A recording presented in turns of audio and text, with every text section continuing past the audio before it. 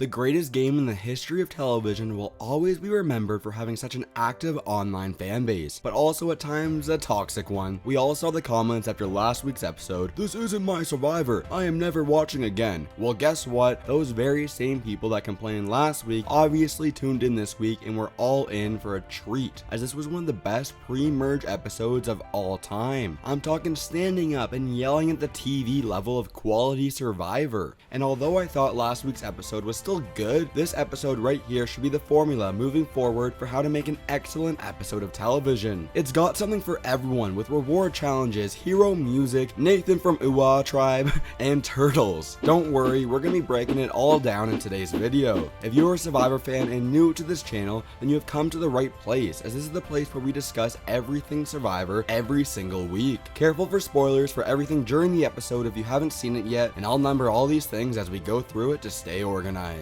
Number 10. This episode opens up with the Uwa tribe returning to camp at night after just voting Brad out of Survivor. It becomes clear very quickly that Jeannie is pissed off for not being in the loop for what was going down at Tribal Council. Come on, this is Survivor, and in Survivor, knowledge is power. So you gotta give Jeannie a little bit of credit for recognizing that she is on the bottom for being left out of the loop when it comes to the Brad vote out. Superhero Shan comes to the rescue here and gives Jeannie a little bit of bonus info about Brad in front of the entire tribe. I get where Shan is coming from, trying to calm Jeannie down, but I think it's a little bit of overplaying on Shan's part. Although Shan is one of my favorite players of the season, it's become a common theme early on that she might be playing a little too hard. And again, right here in episode 4, she overplays multiple times. Ultimately, she explains to the entire tribe that Brad has a steal a vote advantage to prove that he wasn't as close to Jeannie as she first thought. This gets JD really pissed off, but at the end of the day, Shan didn't trust JD with that information.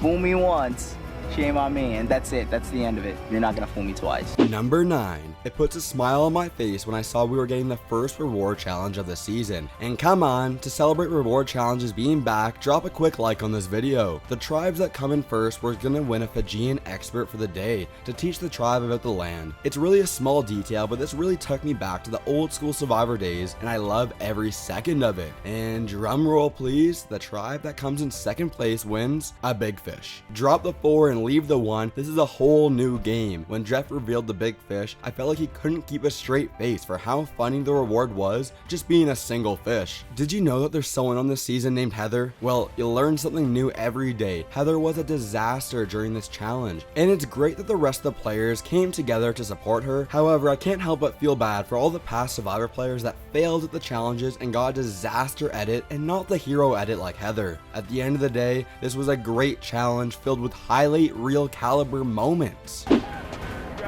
Anna, wow! Whip through that course, nice job! Fast! Get there! Got a shot! Yes! And she's got it! Number 8. When they feel natural and not forced, I love when superfans get to have their superfan moments while playing Survivor. Evie gets a hilarious moment back at camp with the Yase tribe after winning the big fish, as she gives the classic previously on Survivor. And that moment is able to work so well because the editors go out of their way to make this feel like a real previously on Survivor segment. Again, this felt like old school Survivor as we were getting real people moments bonding over the game that they all love. This really reminded me of the morning radio show from Survivor Marquesas. And then we get the beautiful moment the group got to share together as they witnessed the baby turtles hatching, as they gave some Jeff motivation to dig deep and make it into the water. Moving right into the number 7 moment from the episode, we get to see the better reward as the Uwa tribe has Nathan to show them all the tricks to survive in the jungle. If any junior Survivor players are watching this video, forget about Ozzy and his tree climbing abilities. You should look up to this guy right here, the Fijian Nathan. I want to see Ozzy try to climb down a tree upside down. JD said it best as he explained this guy as a literal superhero with all the amazing things he was able to do and show the tribe. It's great how Ricard is able to relate this reward, this very physical reward, showing the tribe how to survive and relate it back to Survivor strategy.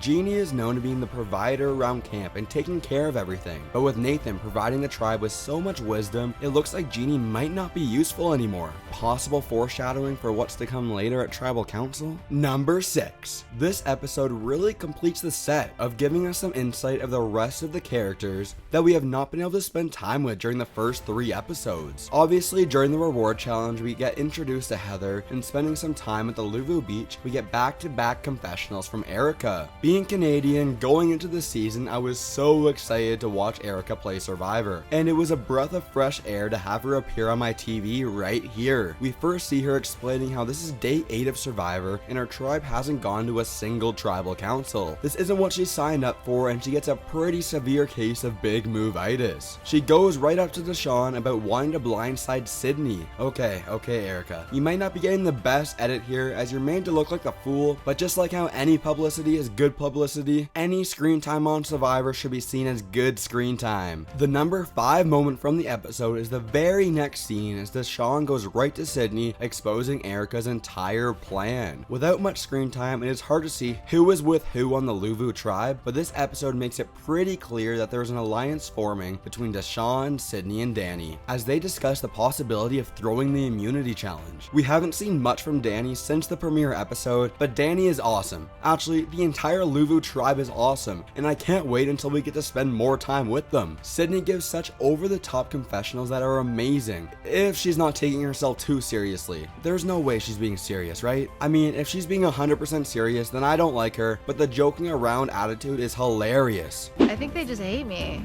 They love to hate me. They hate me because they hate me. Remember what I said about Deshawn and Danny wanting to throw the immunity challenge? Well, the number 4 moment from the episode is that challenge. During last week's episode, I said that was the best challenge of the season. Nope, not a chance. I 100% take that back, as this challenge this episode not only is the best challenge of the season, but maybe the best challenge in the past 10 years of Survivor. We have Ua and Yase really needing to win, as they only have 4 players left and don't want to be down to 3 members. And then on the flip side of things, we have Luvu, who really wants to lose the challenge. Throwback to Survivor Cagayan, as the Brawn tribe fails to throw the challenge. With all of Deshawn's efforts, Luvu is unable to throw the challenge. Even with moving at a snail's pace, retying knots, and failing at throwing the rings, this unstoppable blue tribe is able to come through with the victory. 10 out of 10 challenge from start to finish. It had my family screaming the entire time. And at the last second, JD gets the hero music as he screams money, only to miss as Naseer wins. And freaking yellow are still in the water, and I'm just like, dude,